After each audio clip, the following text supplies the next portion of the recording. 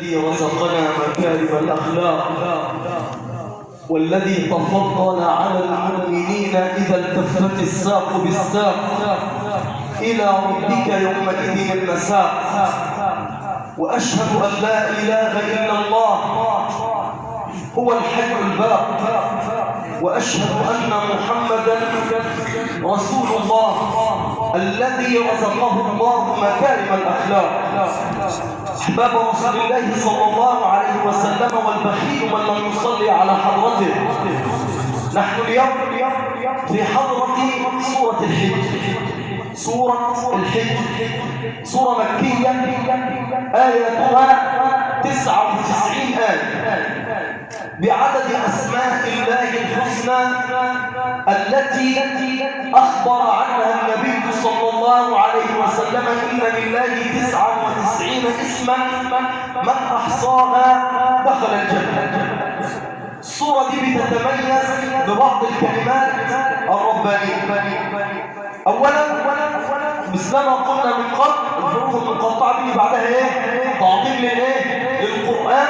ألف لام را تلك آيات الكتاب وقرآن ايه؟ مبين. السورة دي يا اخوانا من ضمن السور التي تسمى بمساتين القرآن. السورة دي لها حاجة جميلة جدا بتميزها، ان هي بتيجي بعد السور بتاع الأنبياء، يعني جاء بعد يونس وهود وإبراهيم ويوسف. كل الصور دي افتح حضرتك المصحف هتلاقي حاجة غريبة. ألف لام را ألف لام را ألف لام را ألف لام را، من صور مساتين القرآن. اسمها الايه؟ الحج. الجماعة بتاع تونس والمغرب بيسموها سورة ربما، يعني دايما دول شمال افريقيا دول المغرب العربي بيسموها سورة ايه؟ ربما. السورة دي لها كذا ميزة. اولا فيها آية الحفظ، إنا نحن نزلنا الذكر وإنا له لإيه؟ لحافظون. طيب السورة دي فيها أطول كلمة في القرآن. ما هي أطول كلمة في القرآن؟ أحسن. وأنزلنا من السماء ماء فأسقيناكم. كلمة فأسقيناكم دي فيها إعجاز لا غير. تخيل بس كده ومعانا طلبة في ثانوي عام، الكلمة دي بس يا جماعة تضم جميع أركان الجملة الفعلية. الجملة الفعلية هي الفعل والفعل والمفعول. يعني لو جينا نعرف بس كلمة فأسقيناكم، الفاء دي حرف اسمه عطف. أسقينا بفعل إيه؟ ماض. تيجي بقى تقول أسقينا نون ضمير مبني متصل في محل رفع فاعل. فأسقيناكم الكاف ضمير مبني في محل نصب مفعول. الميم والواو دي اسمها زائدة للإشباع. فأسقيناكم الواو ضمير مبني في محل نصب مفعول ثاني، يعني فيها فاعل وفاعل ومفعولين.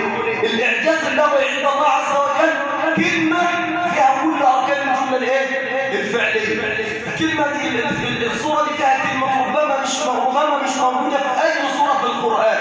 كلمة الحجر مش موجودة في أي صورة. ولقد كذب أصحاب الحجر الإيه؟ المرسلين. طب معنى كلمة الحجر؟ هم دول مين؟ دول قوم إيه؟ قوم لوط. الجماعة دول عملوا إيه؟ كذبوا الإيه؟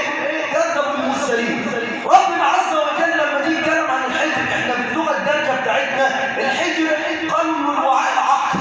لما انت مثلا يكون واحد ابوه عنده ثروات كتيرة وغني، واولاده شافوا راجل اصبح خايفا، يعني ما يملكش من العقل شيء، ومعاه المليارات، فاولاده بيرفعوا عليه قضية، بس قضية ايه؟ قضية حجر، لأنه غير واعي لأن يتصرف فيما يمتلك، فالمحكمة تحكم لهم أن يتصرفوا نظرا إلى إلى مرض. ربنا بيقول لك كمان حجرا محجورا. فالحجر هنا هو الوعاء بتاع العقل. الصورة دي فيها بعض الكلمات اللي مش موجودة إلا فيها. يعني مثلا لما نيجي نقول في الآية العظيمة اللي كانت بتقرأ، بيقول لك ولو فتحنا عليهم بابا من السماء فظلوا فيه يعرجون لقالوا إنما سكرت أبصارنا بل نحن قوم مسحورون. عالم روسيا وأمريكا في الكلام ده في التسعينات لما جو الجماعة اللي هم بيسافروا إلى الفضاء، وده بيوضح لك إن هذا الكتاب هو الكتاب الوحيد الصحيح على وجه الأرض. كل الكتب، يعني أنا لو جيت ألف كتاب بجد في الصفحة يقول لك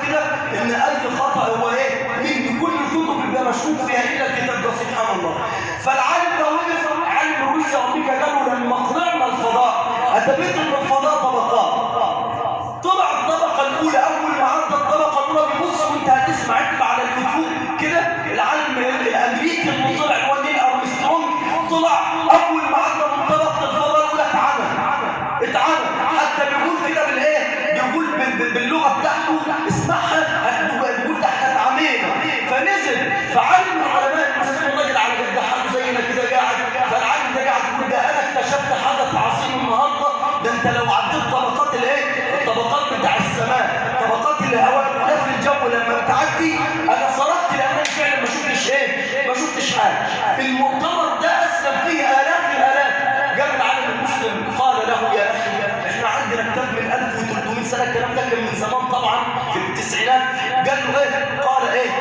ولو فتحنا عليهم بابا من السماء. قال له باب من السماء؟ قال له هو فعلا في طبقات فوق التروبوسفير والحاجات دي بالعلم بيدرسوها في الايه؟ في الجيولوجيا وبيدرسوها في العلوم.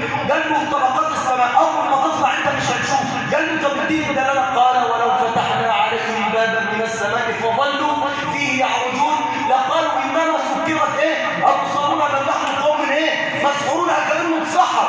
فالراجل وقف كده فعلا قرأ الكتاب وقعد يدليل اسلم ناس عدد كبير جدا جدا من ايه؟ بجراء هذه الايه؟ هذه الايه. في بعض الكلمات في القران احنا عايزين نجرب منها، وعايزين ان احنا نبقى حتى ناخد المعنى. يعني ربنا يقول والمؤتفكة اهوى. مين هم المؤتفكات؟ المؤتفكة